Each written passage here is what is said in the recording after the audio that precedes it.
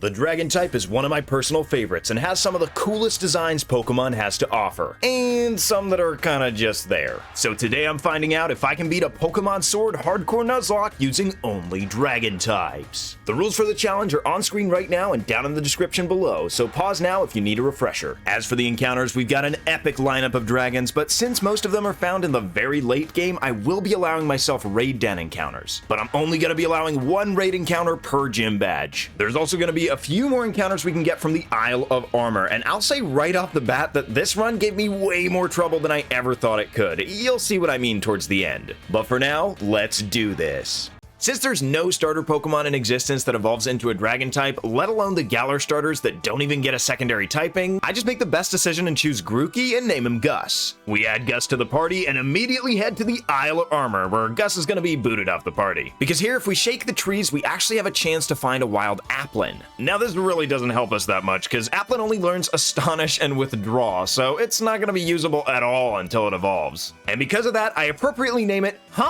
But luckily for us, there is another Dragon type we can find in the Isle of Armor, and it's Jangmo-o. I capture it and name it Wow. Wow. And so it's time to head back to the real Isle of Armor, where we can find our first raid den encounter, which happens to be a Noibat. I capture it and name it Okie Dokie. Okie dokie. Then before moving on, I make sure to pick up the leftovers and we head for Motostoke. And it's here where we have to have our first real battle versus Hop, and it goes about as well as you'd expect it would. Even though we have our underpowered baby dragons, Hop doesn't stand a chance in the early game. We also have to have our very first battle versus Bede, but since I have Shadow Ball on my Noibat, we handle it pretty much as easily as Hop. After all that, we can move on to Turffield, where we have our very first gym challenge ahead of us versus Milo. Now because we have Dragon types, we actually resist Grass, and Okie Dokie even has the Flying type, so we quad resist Grass. Now in theory this should make the gym super easy, but Dynamax is always an issue in these fights. Milo's first Pokemon, Gossifleur, can only really touch us with Round, but it keeps going for Grass moves, so I can take it out with 3 Gusts. And Milo's next Pokemon is Eldegoss, which is the real threat of this fight, which he Dynamaxes right away. Now I have made the executive decision to ban the TR for Substitute because it cheeses these Dynamax fights way too much. So I decided to go for Protect just so that Max Overgrowth does a little bit less damage, but it turns out that it does like 2 damage. The following turn, I do a pitiful amount of damage with an Expert Belt boosted Gust, and a Max Overgrowth really doesn't do much. I then use a Protect to stall out the final turn of Dynamax, which means that Eldegoss is going to shrink down to its normal size. However, at this point, Okie Dokie's only at 14 HP, so I decide to swap out into Wow.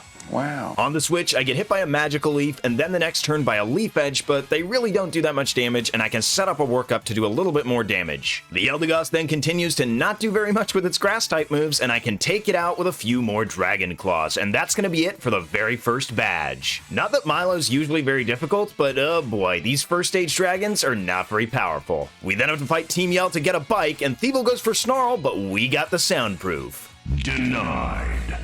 But since we now have our first gym badge, we can get our next raid den encounter, which happens to be a Dreepy, which you normally get super late game. Now I say that like it's a really cool Pokemon to have early game, but it only gets these 4 moves, and it evolves at level 50! So since we now have another useless member of the team, at least for the time being, I name it Yikes. Yikes. It at least has a speed boosting nature, which means it's going to be the fastest thing on the planet later on. Our next challenge is going to be versus Nessa and her water types. And for this one, I had to come up with a pretty good strategy since we have 2 useless Pokemon on the team and Noibat is pretty much useless adjacent. So we're going to be using Jangmo-o to go for Bulk Up and then alternate with Protect just to get as much leftovers recovery as possible until we get to +6. Now the only thing that could go wrong here is that Water Pulse could confuse us, but luckily it doesn't, and we can take out both Goldeen and Arrokuda with Dragon Claws. Dynamax Dreadnought hits us with the Max Darkness, but since we have +6 defense, it barely does anything, and we can hit it with an Earthquake, but it doesn't quite take it out, and the next turn, he gets a crit that I survive on 2 HP. Fortunately, we can follow up the next turn with another Earthquake to take it out, but if Jangmo-o would have gone down, it would have been bad news bears at this point in the game. Oh well, at least it's our second gym badge down, and we get our next raid den encounter, which happens to be an Axew this time. Since it's probably our most powerful Pokemon at the moment, I ironically capture it in a Nest Ball and name it Booyah! And it's even got a neutral nature, which we'll certainly take. We then have to go meet up with with Rose to have lunch, and my goodness, we look like a dysfunctional family. We then arrive at the very creatively named Galar Mine number 2, where we have to face off against Bede, but it's really a pretty one-sided fight. More like, Galar, your team loses to mine number 2, Bede, huh? I quit my job so I could watch the gym challenge. I mean, look, technically, you can make the argument that I did too, but you should never quit your job to watch sports. That's the dumbest thing I've ever heard. That being said, I really hope you watches this match we have versus Kabu, because this is the first real difficult spike in the game. The very first turn, Ninetales hits us with a Will-O-Wisp, but luckily we have the Rostberry to heal it off and get off a Dragon Dance. Now, I know that this means that it's gonna go for Will-O-Wisp right away again and just burn us, and we don't have a second Rostberry, but at least we can go for a Dragon Dance, and at this point, we outspeed the Ninetales, so now we can up our attack with Swords Dance. It either goes for Ember or Fire Spin here, and Ember is the way better option since that means we don't take the Fire Spin damage, and it goes for it twice, and we can just start going for Outrage, which takes out both the Ninetales and the Arcanine. At this point, Big Bad Centiskorch comes out, and it's got some very terrifying G-Max moves, but fortunately, we're gonna outspeed with the Outrage, which doesn't quite take it out. And this, of course, puts me in a pretty bad spot, since the Max Flutterby is gonna take out Booyah, and that's gonna be the first death of the run. Next up, I send in Okidoki, who's gonna have to tank a G-Max Centiferno right to the face and go for an Air Cutter, which does way less than I thought it would, and since we don't have anything else to switch into, we're gonna have to take another one and get the second death of the run. And the only positive thing about us losing 2 of our 5 Pokemon is that Centiskorch's Dynamax turns are up, and Bug Bite really doesn't do that much damage, so we can just finish it off with a Dragon Claw. That is the 3rd gym down, but if we're gonna lose Pokemon at this rate, we're not gonna be getting very far this run. Next up, we arrive in Hammerlock, where we find this guy who wants us to lend him our Applin. I mean, yeah, sure, it's useless. Our guy then gets totally rejected by the love of his life, and I mean, I guess good on you for shooting your shot. And he then gives us the item we're gonna need to evolve Applin. And this is pretty huge, since up until this point, we have 0 evolved Pokemon, and Flapple is a powerhouse. Mr. Chairman, we've downloaded the SpongeBob episodes. Oh, it's time for me to get to work. Yeah. Yes, one of the world's 7 wonders, the statue of the Great Diglett. Anyway, on our great journey here, we've reached Route 6, where we can actually find our next encounter, which took me so long to find, but finally, we have a Trapinch. I capture it and name it the first thing that came to mind when I finally found it, which was Yay! And after just a few level ups, it evolved into an actually usable Dragon-type Pokemon, Vibrava. And with our new team members secured, it's time to take on the Stow-on-Side Gym versus Bee and her fighting types. And I go ahead and lead off with Flapple and go for a Dragon Dance, anticipating a counter here, which he actually does go for. The following turn, I go for yet another Dragon Dance to boost my attack and speed as she goes for Revenge, which does a fair amount of damage, but I decide to go for another Dragon Dance because we haven't consumed our Citrus Berry yet. But after the next Revenge, which admittedly is kind of risky since we go down to 9 HP, we consume the Citrus Berry, which means that Acrobatics is going to be double power and we can just power through Bee's entire team. As strategies go, that one was pretty clean and we got to see the raw power of Flapple. And before we move on, have you guys ever noticed that this painting is actually signed? Who would want to put their name on this garbage? Anyway, next up we arrive in my favorite Pokemon city, Balanlea. Here we can pick up the Choice Scarf item, which we're going to absolutely need if we want to beat this game. And before we can move on to facing the very scary Fairy Gym, we can finally evolve our Jangmo-o into Hakamo'o. And to be honest, this is kind of a double-edged sword. Since it gains the fighting typing, we're now quad weak to Fairy, so not looking forward to taking those Fairy hits. And to be completely honest, I think we would have just lost the run right here if it weren't for the fact that this gym is a weird gimmick gym. Opal starts out with Weezing, and I decide to go with Hakamo'o because, to be honest, it's our best bet. And the first turn, I go for Protect just to burn a turn. This means we get our first question, and since I know the answer, that means we get a +2 speed boost. The following turn, I can go for a Swords Dance, and as long as this Weezing doesn't crit, we can survive, and we do on 30 HP. Then I go for another Protect just to stall for a turn so we might get another question soon, and a Metal Coat boosted Iron Head takes out the Weezing. Then we got Opal's Mawile, and because of Intimidate, it puts us at only +1, which is going to make it very difficult to knock out the following Pokemon. We do get the defense boosts from the next question, but that doesn't matter since any Fairy hit would blast us into the next dimension. At this point, I have to go for an Earthquake to take out the Mawile, and I'm starting to get worried if we're actually going to be able to win this or not, because next is Togekiss, and I go for Protect, but we don't get the question here, so I guess I have to use an Iron Head, and we end up getting the flinch. I am not even kidding when I say that that probably decided the run right there. I don't think we win this fight if I don't get this boost right here after that flinch. And since we got that +2, we easily take out Alcremie, and I guess that's our 5th badge. Since we got out of that one safely, we're doing something that we could have done even before the gym, and that's get our fossil Pokemon. We can either get Dracovish or Dracozolt, and we're choosing the good one, Dracovish, right?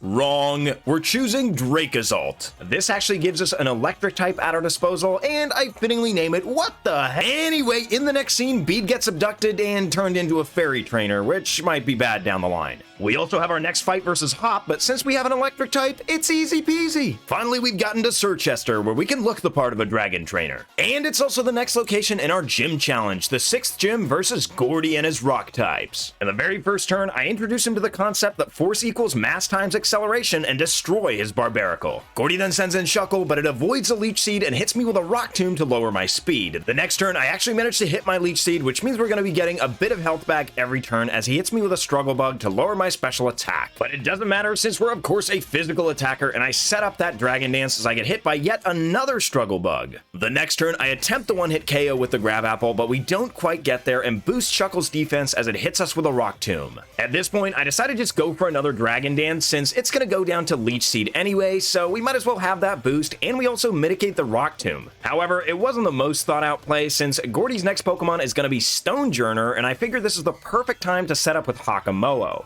Then Gordy does one of the most confusing things to be in a Pokemon game to me. It uses Wonder Room, which switches its special defense with its defense, and since it has 20 special defense, that means it now has 20 physical defense, and since I'm boosting my physical attack, well, this Earthquake absolutely destroys it. And G-Max Colossal is so slow and quad weak to Earthquake that it's an easy win for us. And before we leave this town, can I just say that this art is the most exquisite thing I've ever seen? Bob, you're beautiful. And because we helped get rid of Team Yell right here, we actually receive the Rotom Bike that can ride on water, which opens up a lot of the game to us. Not only that, we beat this Black Belt, which means that Vibrava gets to level 45, which is when it evolves into a lot of people's favorite Pokemon, Flygon. Additionally, WoW gets to level 45 as well, which is when it evolves into Kommo-o, and this guy's been pretty much the MVP of the team so far. With our new and improved team put together, it's time to take on Marnie before we get to enter Spikemuth. And the thing about this Marnie fight, and the one during the Elite Four, is that it's one of the easiest fights in any Pokemon game. As long as you have a Pokemon that can tank a Snarl, you're pretty much all set to blaze through this battle with ease, but you are going to need a counter to Torment. So in this case, I have both Brick Break and Earthquake. And with that, we say bye-bye to Marnie for now, because we've got to face her little bit scarier older brother. But before that, we take a detour to the Isle of Armor, because now that we have the Water Bike, we can actually encounter Horsey, which isn't a dragon type in and of itself, but I go ahead and capture it and name it Yeehaw. Like because it's a horse, a seahorse.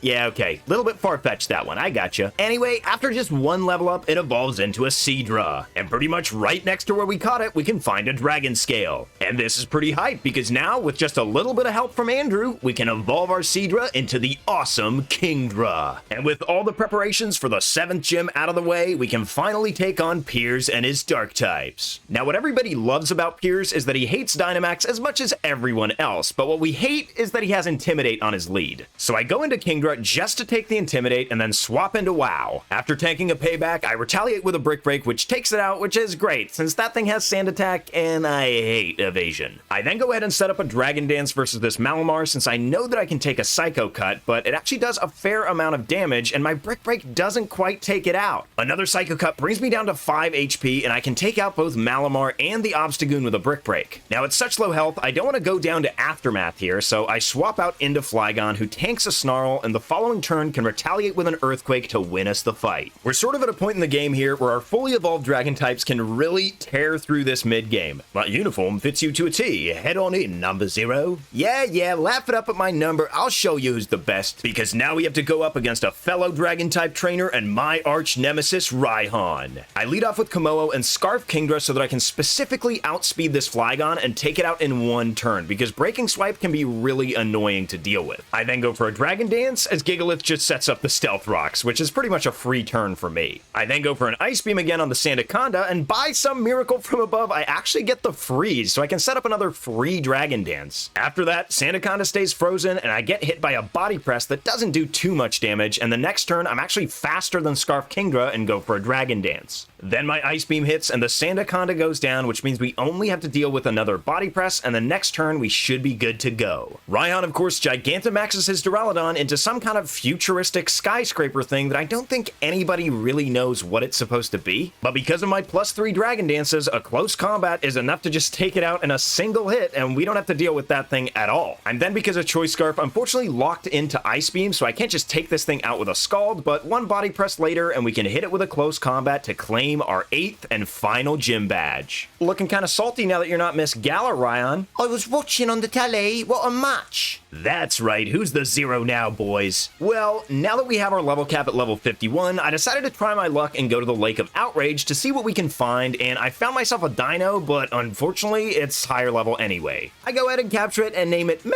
Then on our way to Wyndon, we have a pretty funny encounter versus Gentleman Glenn. You see, his Graplock can't hit Dreepy at all, so we can just take it out with Infestation and Hail damage. This means that the only fight we ever use Dreepy in is this one where it evolves, so I mean, that's cool, we got Dracloak. And just like that, we've reached the capital city of Wyndon. I always bring up the weather when meeting new people. Yeah, me too, it's a great topic of conversation when the weather's really bad where you live. I mean, sheesh, have you been to Sweden? Okay, it's time for the final gauntlet, and you know how I said that this fight versus Marnie isn't that hard? Well, to prove how confident I am in those words, I decided to bring just Kommo-o to this fight, because you know what? Kommo-o's all I need, so if I lose him, I lose the run. And I start the battle by going for a Belly Drum, and then for an Autotomize to boost my speed by 2 stages and attack to +6. After that, it's just a matter of alternating moves since I got afflicted by Torment, and we can pretty much just sweep through Marnie's entire team. I mean, I said this was gonna be easy, right? I foreshadowed it. It was easy. We did it. And so with our first opponent defeated, we have to face Hop, and I was pretty confident about this one too. Not wanting to overlevel my Pokemon, which was kind of the biggest reason why I didn't bring a full team, I devised a plan that would only need 2 of my Pokemon, starting with Dracloak, burning this Dubwool. The great thing about this matchup is that Dubwool can only hit us with Zen Headbutt, which is great since that Body Slam is super annoying. Now that I've lowered Dubwool's attack enough, I decided to just go out into Flygon to set up a few Dragon Dances, since in this generation, it actually gets Dragon Dance.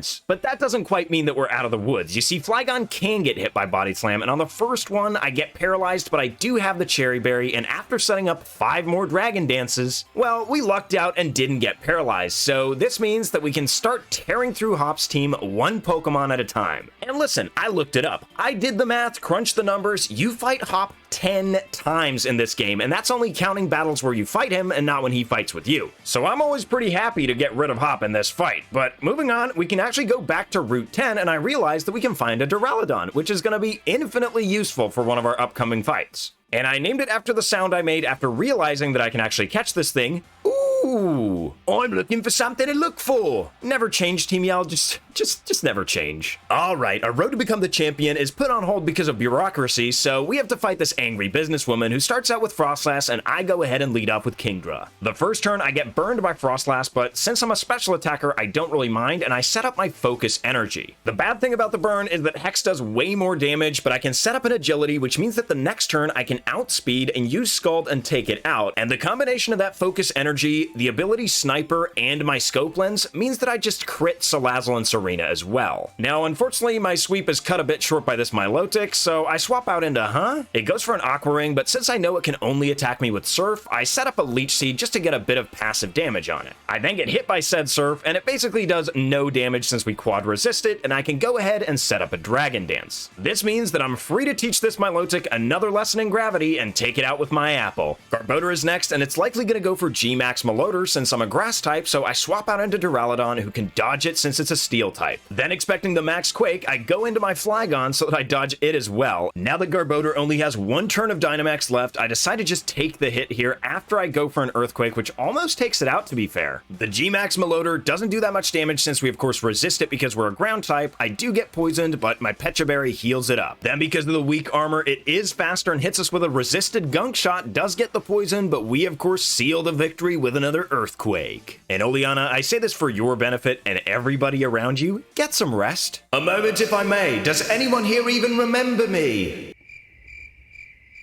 I'm not really sure who this guy is interrupting our rise to the top, but I guess we'll have to run through him as well. It looks like he has fairy types, and unfortunately we get intimidated here on Ooh, but I can set up the reflect so that Play Rough doesn't really do that much damage. I then go ahead and set up 2 Swords Dances before setting up a light screen. This is going to be really important since Rapidash outspeeds us and hits us on the special side of things, but one Iron Head takes out this Mawile, the next one takes out the Gardevoir, which can't outspeed us. Then it's time for Rapidash, and I'm hoping we can take this Dazzling Gleam, and we actually live on 8 HP, and I destroy it with an Iron Head. Then we take out Hatterene with another Iron Head since it only has base 30 speed, and we can finally get back to our regularly scheduled tournament. Who is this guy? Anyway, next up is Nessa, our first gym leader opponent, who starts out with Golisopod, so I lead with Wow. The first turn, I hit Golisopod with a Thunder Punch to get it below half health and send it out with Emergency Exit, sending in Pelipper and the Rain, which obviously gets destroyed right away. Then comes Barraskewda, which has the Ice Fang and actually gets the Flinch the first turn, but the next turn, it doesn't get the Flinch or the Freeze, which could have been kind of scary, and ended the run right here. We then take it out with a Thunder Punch, and we could do the same to Golisopod, but I take the time to set up a Swords Dance since it can't hit us very hard. Then the Rain stops, so it literally can't hit us for much at all at this point, so I go for another Swords Dance to get to +4, and Shadow Claw leaves us at 28 HP. I then go ahead and take out the Golisopod with a Thunder Punch, and next up is Seaking, which gets the exact same treatment. Bye-bye, Fishy. Finally is Dreadnought, but since we have +4 close combat, it isn't exactly a fair fight. Sorry, Nessa, but you're gonna have to move out of the way to the top, because next up we're fighting Bee and her fighting types. And in this fight, I pretty much decided to bring the weakest guys on the squad because I was getting kind of high level, and this thing can only hit us with Bounce anyway. I do miss the Will-O-Wisp the first turn, so I take kind of a lot of damage from the first one. I do, however, have the Leftovers, which is going to be super helpful if we get hit by a crit Bounce here, but I go for a Willow to burn it, which means it's going to do very little damage, and in the turns in between while it's in the air, I decide to go for Dragon Dances to get to +6. However, on the 6th Dragon Dance, I get hit by a crit Bounce, which leaves me at 18 HP. That's pretty scary, but the next turn, we can just baton pass our boosts over to What the Heck. And What the Heck is probably exactly what Bee said when she got destroyed by this thing. I mean, what's Drake Assault even supposed to be? Whatever it is, it's pretty disturbing at the least. But once we beat Bee, we leveled up during the fight with Dino, which means it evolves into a Zweilous, which doesn't evolve until 64 and is pretty much unusable, so meh.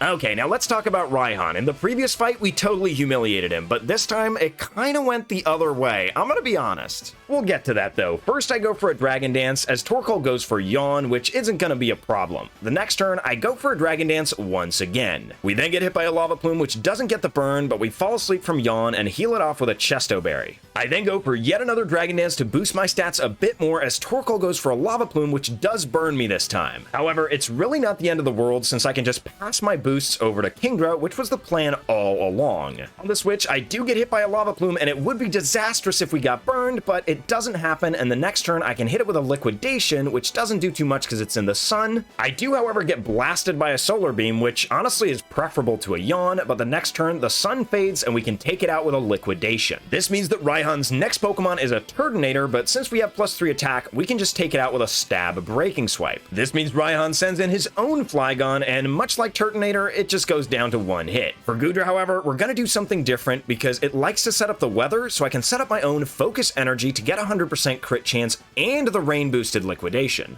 The following turn, we can take it out with a single Breaking Swipe, which means we're in a really good spot for the incoming Duraludon. Or at least, well, that's what I thought. See, we're gonna hit a crit rain boosted Stab Liquidation onto this thing. It is resisted, albeit, and it just barely leaves it alive in the red, and we get absolutely destroyed by the incoming Dynamax move. Oh, come on, man. You know that's my favorite Pokemon. The disrespect. You can't just do my boy like that. Well, it gets worse, Mr. Spectre, because I hit it with an Earthquake while it heals, but then it goes for another depletion and outspeeds. My mistake was not calcing the speed or if I could take a crit from this thing. Wait a minute.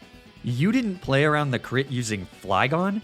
Now that is disrespectful. Yeah, you're right, Dr. Flygon. I'm really sorry. What about your favorite Pokemon? How come it gets to be spared? Well, you see, my favorite Pokemon didn't really qualify to be a Dragon type, and that, Game Freak, is truly disrespectful. Anyway, Drake's ult came in and finished the job versus Raihon, but we did lose 2 of our best members. And with the Elite Four out of the way, you know what time it is. We gotta deal with Chairman Rose and his evil plan to destroy the world with his Dynamax Pokemon. But I'm not exactly sure how far that plan's getting as long as we have Komodo. I set up a Dragon Dance as he sets up a Swords Dance of his own. I then decide to take out the Escavalier with a Fire Punch just to make sure it can't hurt us with that boost. I then go for another Dragon Dance against Ferrothorn, which goes for Gyro Ball that does about 40% to us. Since this is our second to last fight, I decide to risk it to get the biscuit, and I go for another Dragon Dance as it sets up a curse and pretty much throws the game at this point. After that, since I'm at +3 and I outspeed everything on Rose's team, it's bye-bye bad guy. Well, the fact that we have Rose out of the way doesn't mean that we're done with everything before the champion, and we do have to face Eternamax Eternatus, which accidentally takes out Ooh. I kind of forgot to teach Doraldon Protect. Maybe I should have named it Oof. Anyway, I guess that means we're going into the final fight with 5 Pokemon, but we can at least evolve the ones we have.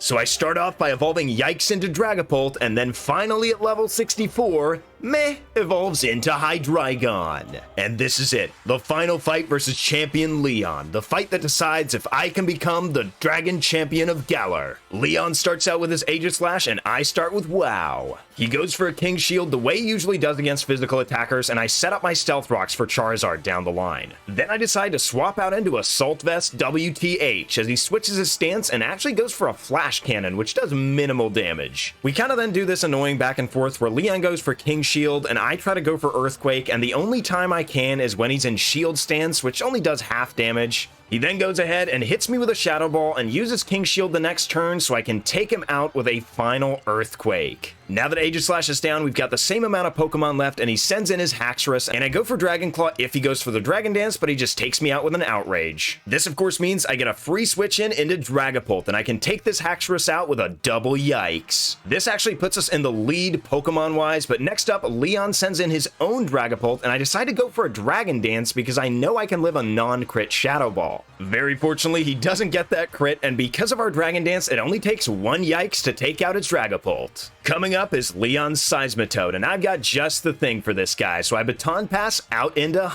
On the switch, I have to eat a Stab Earthquake, but since we resist it with Grass, it's not really a big deal, and the following turn we can outspeed and go for a +1 Grav Apple. Next up is Leon's second to last Pokemon, Cinderace, and not wanting to switch anything into this Acrobatics, I decide to let Flapple go. But I prepared for this moment. I put a Choice Scarf on Meh, which means I can take out this Cinderace with a single Surf. Is this gonna be it? Am I gonna become the champion of the Galar region? Charizard takes the Stealth Rock damage, and then after Leon Gigantamaxes it, I just have to hope and pray that my Surf is gonna be able to do the job. We only have to take out half the health of a Gigantamax Charizard, and we can't. Uh-oh, that means Max Airstream is incoming, and even though it didn't take us out, it gives Charizard a speed boost, which means that after this full restore, not only is Charizard gonna be able to survive the Surf very well, it's also just gonna be able to take us out with a max Rockfall. This is bad because at +1, Charizard outspeeds the rest of our team, and I sent in Dragapult because I thought this thing had one turn of Dynamax left, but of course it used the full restore. And because of Max Airstream, of course it outspeeds us and destroys Dragapult, which means we only have one Pokemon left. Now, if I would have been smarter about this, I would have had a Focus Sash on Komodo, so this is it. This is unfortunately where we just lose the run. Excuse me, what? Yeah, so Charizard missed its 95% accurate Air Slash, and we just win with a Rock Slide. And that is probably the single craziest way I've ever ended a Nuzlocke. It's also how I beat a Pokemon Sword Hardcore Nuzlocke using only Dragon types. And I'm gonna be honest, I thought I was gonna completely stomp the end game of this game because Dragon types are so powerful in the end. But it actually ended up being pretty clutch, so let me know what you guys thought in the comments down below, and leave a like if you enjoyed the video. And listen, Brilliant Diamond and Shining Pearl are right around the corner, and you're not going to want to miss those videos, so if you're not subscribed, what are you doing? Also, I'd like to say a big thanks to Flygon HG and Sylph Spectre, who made a bit of a cameo in this video. If you're not subscribed to their channels, I'm not really sure what you're doing at all. Go right away. Their links are in the description. While you're down there, you're also going to be able to find the link to my Twitch channel where I'm currently doing a shiny only run with Keegan J. So go follow me over on twitch.tv/AntlerBoyLive. And with all that said, guys, until we see each other next time, have a good one.